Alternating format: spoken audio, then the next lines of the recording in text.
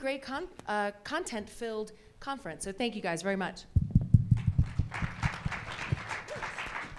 So our panel, I think, is the only one that is not necessarily about marketing practices, but is really about the organization of your email team for optimization. So what, when we were talking about it, and all of the things that go into creating an organization for success, we kept getting back to marketing practices, right? So our conclusion on that is that these things are sort of inextricable, which kind of makes sense. It's dependent on your objectives and your strategy, and you sort of form your organization around that. So I think because email sits so close to the data, and because we have so much access to data, we are in a unique position as part of the marketing team to influence the rest of the organization. And so that's pretty powerful, right? So if we are trying to create these human-like experiences for our subscribers, right, using the technology and the strategies that we have, we have a big opportunity not to just to be users of data, but to be stewards of data, right? And so I think that matters. And so the panel is going to talk a lot about what drives their organizational success, but also the responsibility. It's like I think Uncle Ben in Spider-Man said, with great power comes great responsibility, right? So we have that as email marketers. And so we're going to talk about organizationally how this gets done. So I'm going to ask each panelist to quickly introduce themselves, and as you do so, talk about the single most important factor in your organizational structure that influences your email marketing success. So we'll start with you, Christina Michelle. Great, thank you. Good morning, everyone. I'm Christina Michelle, Vice President of Partner Relations for iVillage.com and NBCUniversal property. I would say the number one thing about driving success in our organization around email is getting the right teams in place to achieve various business objectives. In our situation, we have multiple brands under our iVillage network umbrella with differing business objectives. So just really important to have the right people on the right teams driving towards those objectives. Kirsty? Hi, Kirsty Montgomery from Charles Tyrwhitt. My background is I used to run email for IHG in Hilton, now at Charles Tyrwhitt. If you want shirts, speak to me after. Just before, I do tend to overshare because I'm happy to give information, but please don't retweet anything that might get me fired. So the biggest organisational focus for us is it's all about revenue. We're a big DM company with catalogues, and now we've gone to the online shift, and now we've kind of woken up to email is a huge driver for us, and it's how we now work together with the offline team with the data. It's probably our biggest area of focus at the moment. Brett? Brett Schultz. I am the online marketing manager at Comcast Business Class. We sell telecommunication services to businesses. So I would say the single biggest factor for success is our ability to execute quickly. A very large organization, but we can fail faster, I guess. We can test things and come to conclusions and get learnings very quickly because we're not hindered by kind of the bureaucratic processes that maybe some other organizations, like we've heard this morning, deal with. So.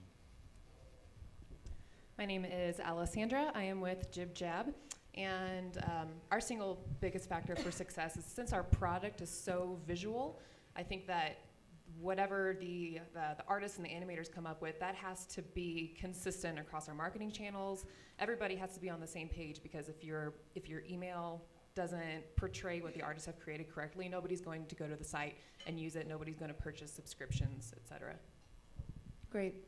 So this, I think already we're illustrating how hard it is to separate the organizational structure from, the marketing practices. So organization is all about team, right? You get the right people, get them working really hard. When you're attracting talent to the email marketing group in particular, how do you make the email group cool? Like, is it cool to work in email?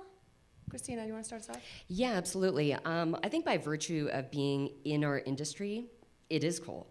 I mean, we as marketers, as content creators, as service providers, we have the opportunity to shape the behavior of millions of people consuming digital content and services and so forth. So by virtue of email being a part of that, I mean, that's really powerful. Email is the gateway to your customer, and email marketers have the potential to influence the purchasing and content consumption behavior of millions of people. I'd say that's ultimately cool. So reach matters. The fact that you're reaching, lots and lots of people and you have this influence. We were talking earlier about how stressful it is to hit the send button. It's like, oh my God, I got to push this button, and then all of a sudden it's out there. So that's kind of cool. Alessandra, you want to talk about how cool it is to work at JibJab? Yeah, I think first of all, it's really cool to work at JibJab. Dream job, I absolutely love it. I think it's really cool, especially to work in email at JibJab, because I am a team of one there right now, but I have the opportunity and the flexibility to contact so many people at one time with some really flexible, creative ideas. And I don't think anybody else in the organization really has an opportunity to hit so many people with something so neat as often as I do. And I just think, so it's the reach and it's the flexibility to create whatever content you think is going to work best. Yeah. We're a reasonably conservative company, which means brand guidelines for the catalogs are quite strict. But with email, we kind of do our own thing, which I think is other areas kind of look at it and think that's cool. And I think we do push the edge quite a bit for shirts as much as you can. And I think other areas of the business kind of see that, and it gives them a bit of a kick as well. Yeah, I think the sexiest thing in business is revenue. And since email generates so much revenue, that's a pretty sexy place to work, right? So one of the things that we were talking about, and Brett, you can talk about this, is when you create an environment where email is essential to the business, then that's kind of a cool place to work, and that's how you get the top people to be in that space. Yeah, I mean, I think when looking at our business specifically, we're it's a contract term, so you sign up for 2 or 3 years. So there's this customer life cycle. There's a broad view of that from the time before you become a customer, and where email is innovative in getting you to become a lead or become a customer, and then after that point there's different opportunities that email will serve and over that life cycle in terms of cross-sell and upsell, but also enhancing the customer experience and getting people to adopt your services, so there's that stickiness and they want to remain a customer, as well as kind of smoothing out. I mean, everybody knows they don't love their telco company very much, and probably the only time you think of them is when you're not happy with them. So there's opportunities there as well to kind of use email to help smooth out those rough patches in your relationship. So. Yeah, good point. So speaking of innovation, where does great digital marketing start? So do we have an opportunity as email marketers to kind of be the tail that wags the dog, right? So in the department, we're one channel inside of a multi-channel operation, but because it's so essential, because it's data-driven, do we have an opportunity to be the group that helps set the agenda for the rest of the marketing department? Kirsty, you want to talk about that? So as I said, we're a direct mail company originally. So what's actually happening now is that we're taking budget from the catalogue house file people and shifting it into email, which is phenomenal. We're also looking at running promotions online, seeing how they work, and then running them out in the catalogue. So we're actually starting to work a lot closer with the data guys from there, but almost at some point, and don't quote me on this, we will probably be telling them what they should be doing from an offline perspective, which is pretty cool. That is pretty cool.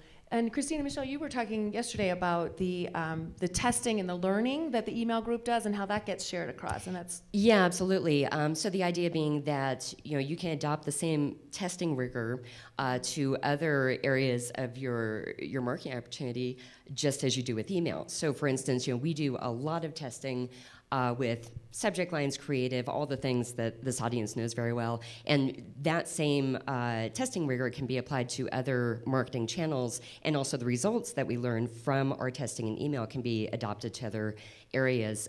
For instance, our property, astrology.com, we do a lot of testing with different discounts, percentages off, different ways of positioning our products, and that learning can be applied to the conversion funnel right on the site. That's cool. And Kirsty, you said you would share, so hopefully this is something you're willing to talk about. But you talked about how if other channels don't make their number, what happens? Well, emails comes in to save the day. So I'm hitting my targets. We're exceeding at the moment. We have shops, retail in UK. We've got a few shops in New York, etc. Or the house file. If they don't make their numbers, then you are coming to and saying, "Can you send another email?"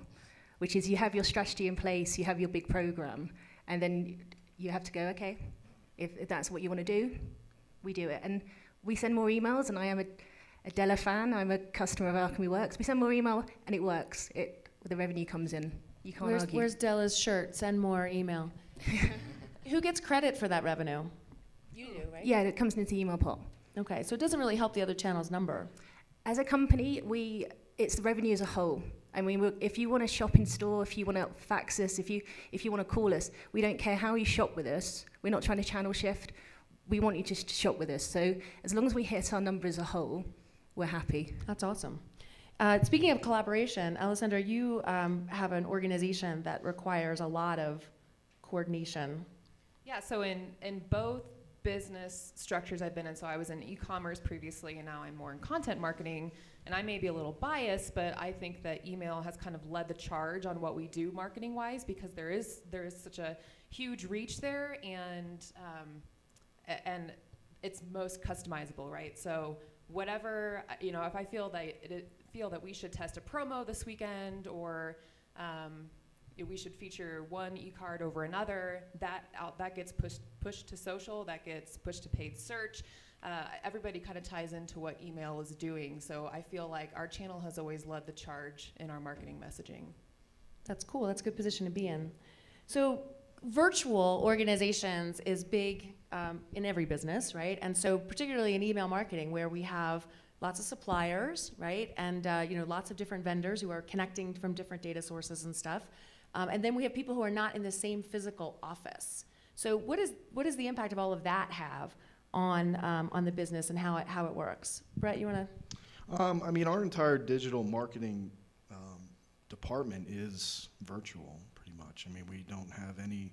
It's me and my boss who's here with me that run the entire team, and then we have outside vendors that control or manage all the different channels. So I don't see that as a negative in any way. It's just another way of doing, kind of the standard way of doing business, at least for us. And we make sure that it's a very flat organizational structure in the sense that all the data is shared equally amongst all the groups. They have access to to all of it.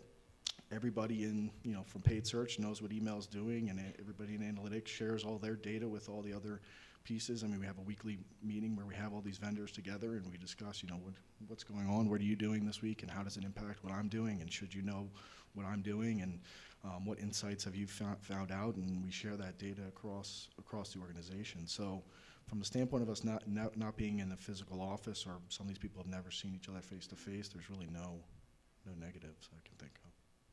Kirsty, you outsource a lot of your program. Can you talk about the decision that goes into that? So I'm very fortunate. I'm a full-service client. I use Responsive's platform, but Alchemy Works use the platform for me. That means that I go home on time. It's less stress. I trust the data. My emails go out on time. It's brilliant. That's done. Yeah. And so the decision that you made on that was less about cost and more about efficiency, or? We probably could bring it in-house and spend less. We didn't go with an ESP because they couldn't have done the price. So outsourcing it to Alchemy it's made our lives so much easier, and it's made us more money because we can rely that the emails are going out to the right people. We get the reporting, etc. I'm a full-service client via an agency.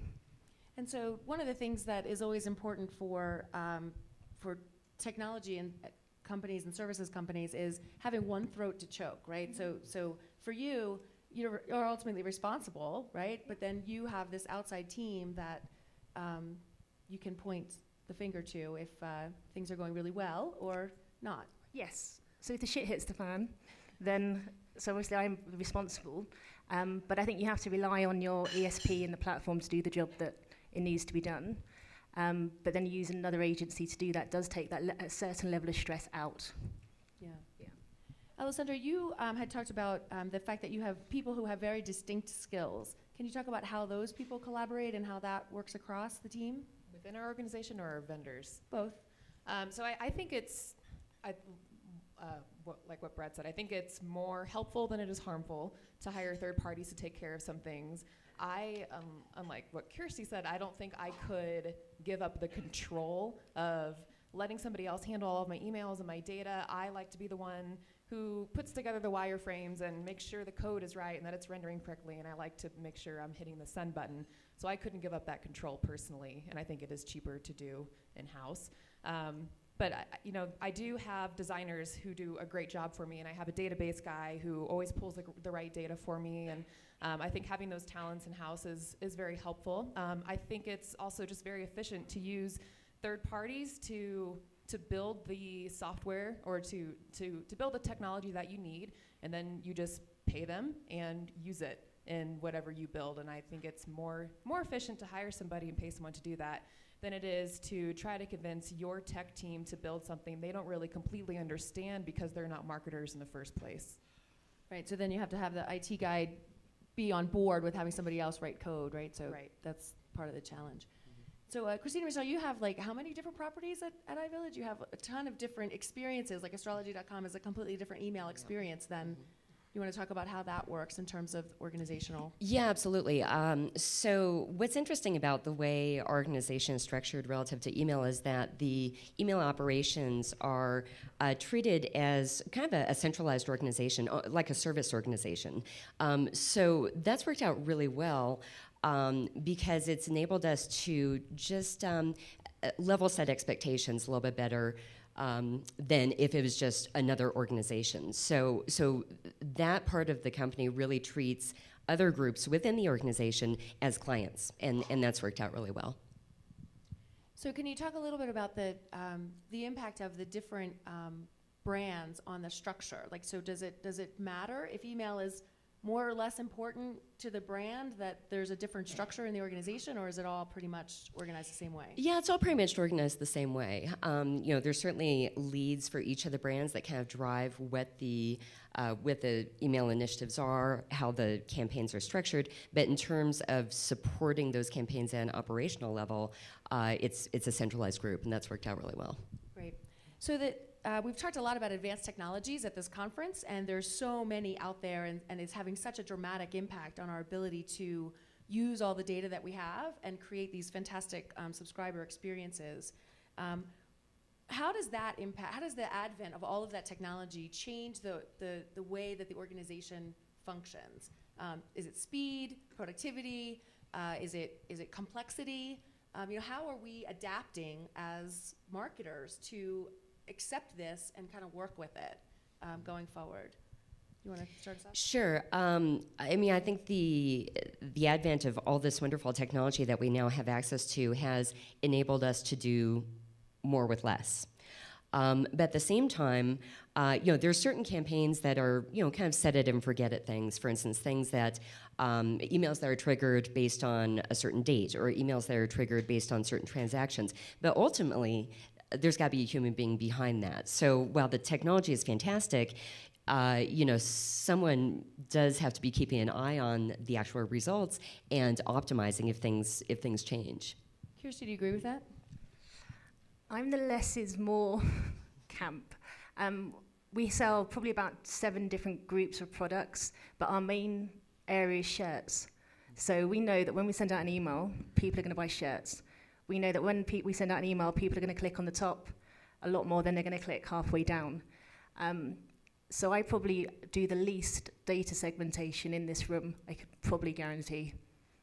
And I make a lot of money. Not personally. I'm not taking it off on the side. And I hate to say it, I'm not a man, but men, if they want to buy a shirt, they're just going to go and buy a shirt. So you just make it available and it all just happens. Yeah, I just wave my magic wand.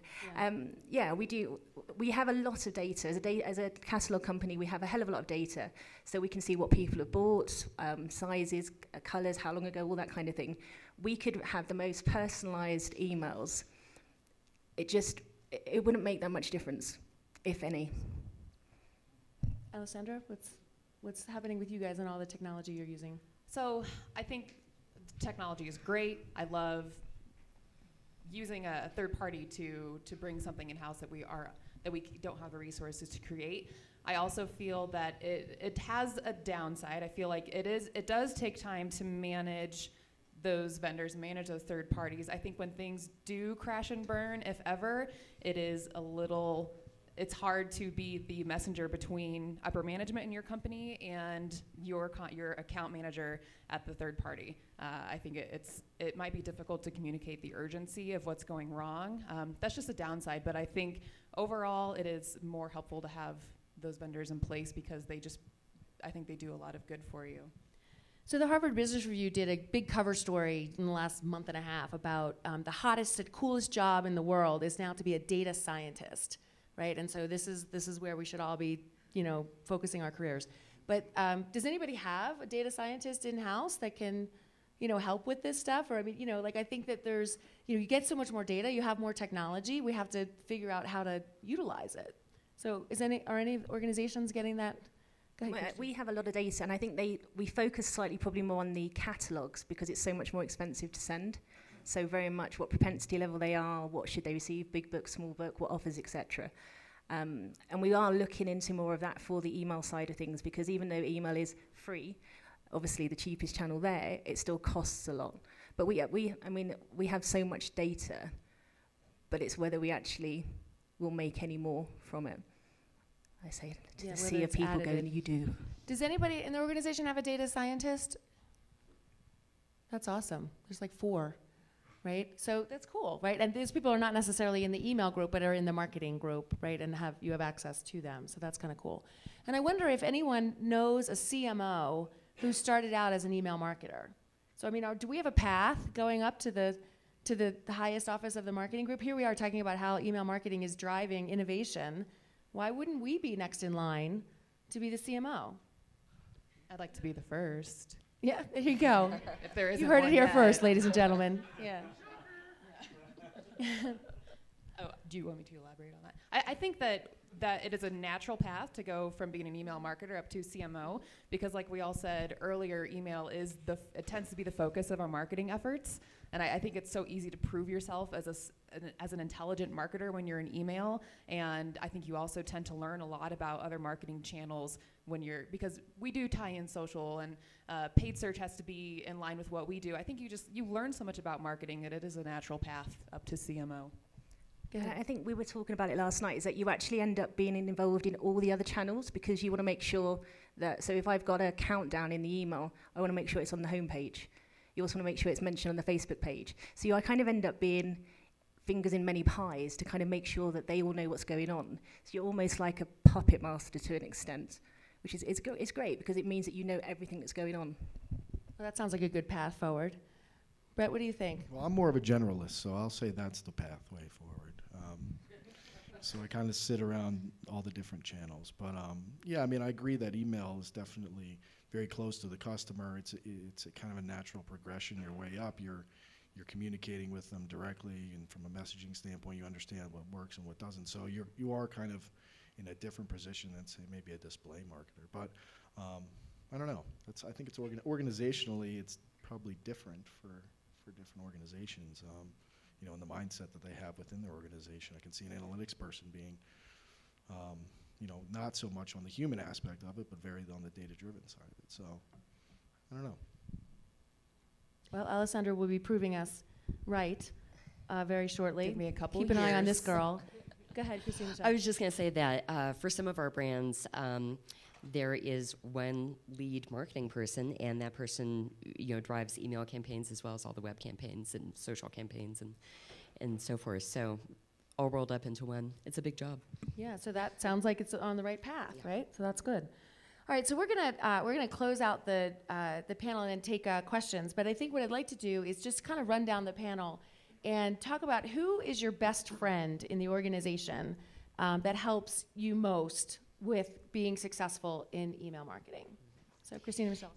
I would say the data scientists, as you called them, the people who drive the analytics, deliver the reports, help us to slice and dice the data so we can figure out what we're working with and make actionable plans out of all of that information.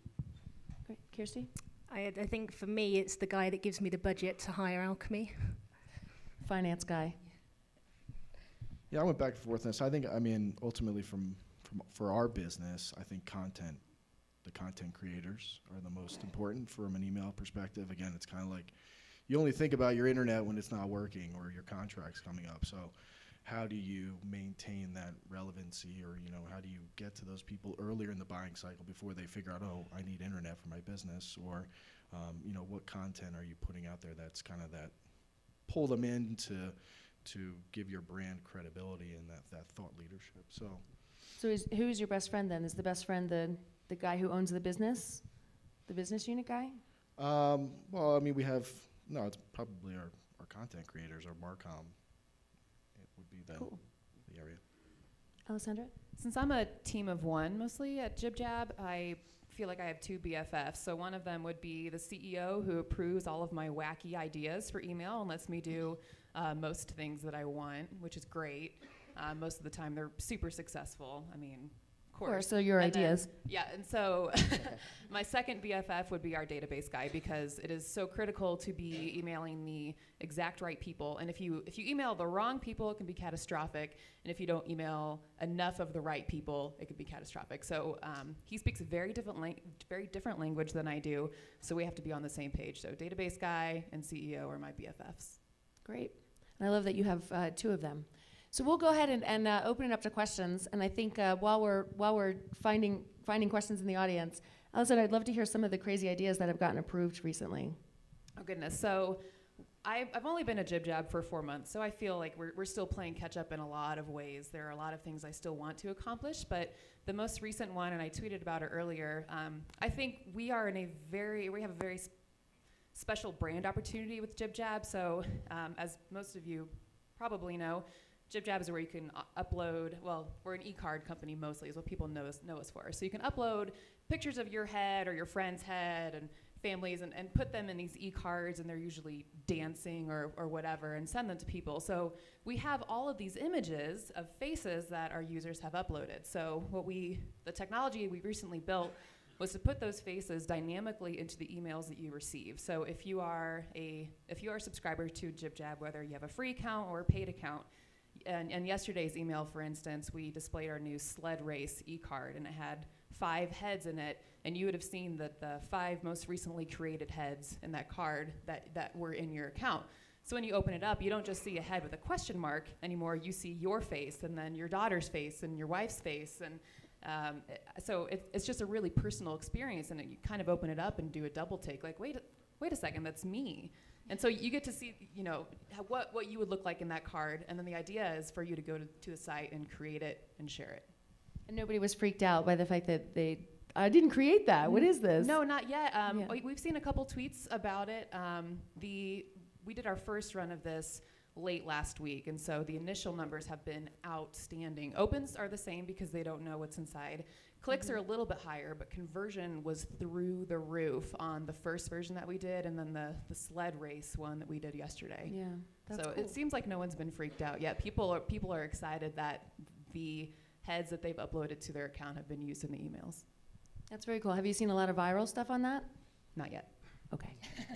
Still early. Morgan, do we have any questions?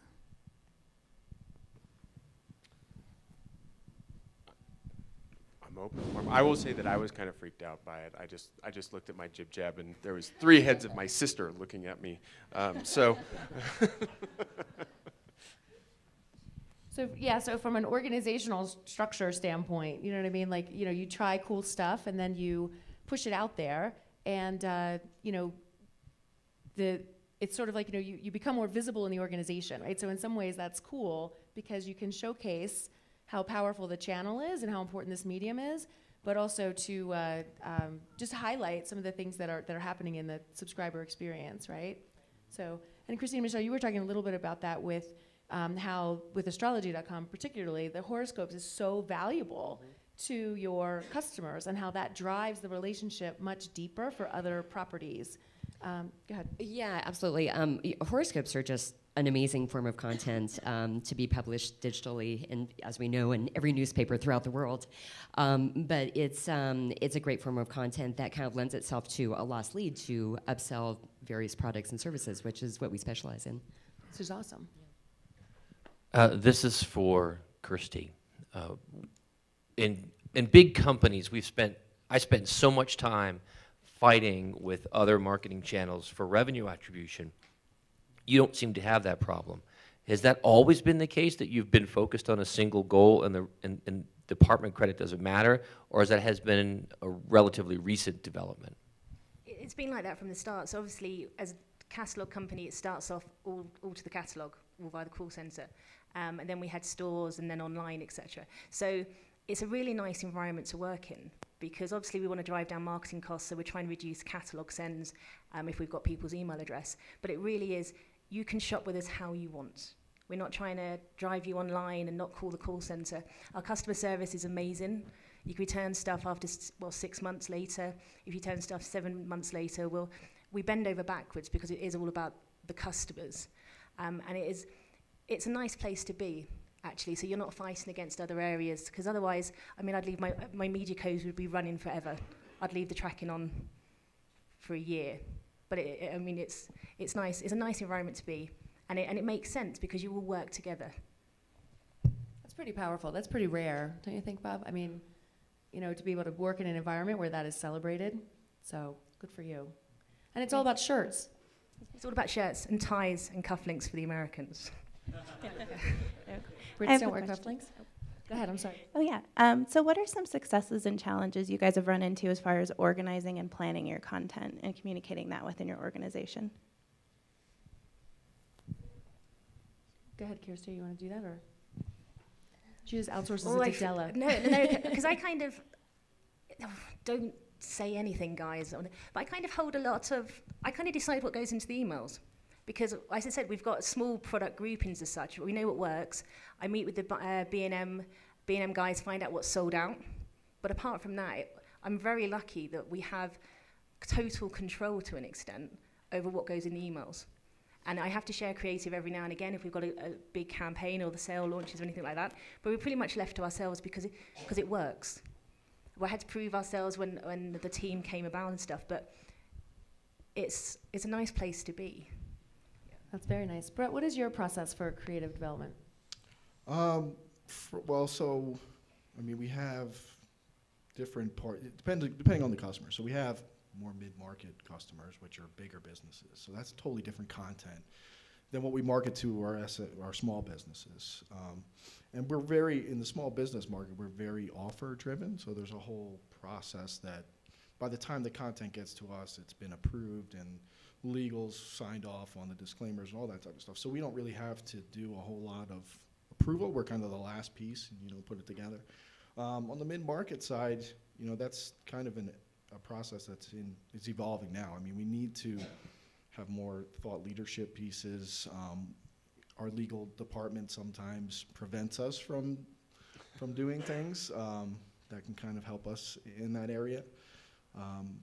But yeah, I don't know. I think with us, there needs to kind of be a restructure of how we create content. I feel like we're still chasing our tail in terms of email. I would like to be able to request things from the designers earlier. I would like to be able to get things from our database manager earlier. But I feel like we're so behind, or we create things sometimes a week or a few days before they go out. So I would like to make that process longer. I think what I've found really helpful in creating our content is brainstorming with some of the artists at JibJab. So instead of just me trying to look at what they create and saying this is how we should market it, we go into a meeting. I have 2 or 3 of the artists, and I'm like, how should we market your creation? Like, what's your vision for this? Instead of just having a hero graphic at the top, how else can we incorporate that content into the rest of the email? So I found that collaborating with the people who create your work is helpful. Yeah, I would agree with that. We have several different processes in place to support collaboration. We've got processes in place to make sure that things are scheduled in advance, calendars and so forth. I would say in terms of challenges, just you always need more resources. And more time, yeah, especially. That's why she'd use Alchemy, because I don't have, he doesn't pay me. I pay them, but no, it saves a lot of stress. I'm too controlling. That's the problem. You might get a commission after this. Just a question on, do you have an online tool, or you have online calendars, but do you have one master tool that tracks the campaign schedule, the content, like a master marketing communications program? In our case, it boils down to spreadsheets. Good old Excel. Does anybody have an automated workflow tool that helps you? I use Google Calendars for everything and share them with the organization. The problem there is that you have to actually, anybody who's interested in the calendar actually has to go back and manually go in and manually see what you're doing. And that's not always something they remember to do. So then you have some homepage graphics that aren't tying into your emails or whatever it is. But that's a tough one to try to get everybody on the same page all the time. I could tell you our emails for the next 10 years if we carry on sending catalogues, because we send a catalogue every 3 weeks. So our campaigns are set to finish and start at certain times. So I almost have a lesson plan that gets revised and tweaked. But yeah, I know what's going out for the next, yeah. Yeah, it's consistent with your integrated approach overall, right? That you coordinate so well with the other channels. It's an excellent question. All right, I think we are out of time, so please join me in thanking this fantastic panel for sharing all their insight. Thank you. Yes, thank you very much. And, oops, I'm going to get feedback there. Mr. Jaffe, do we have Mr. Brian Jaffe? There you are. Okay, good. I just want to make sure I couldn't see. I was like, I hope our panelists, our next panel's here. So, so now that we got that sorted out, or that I found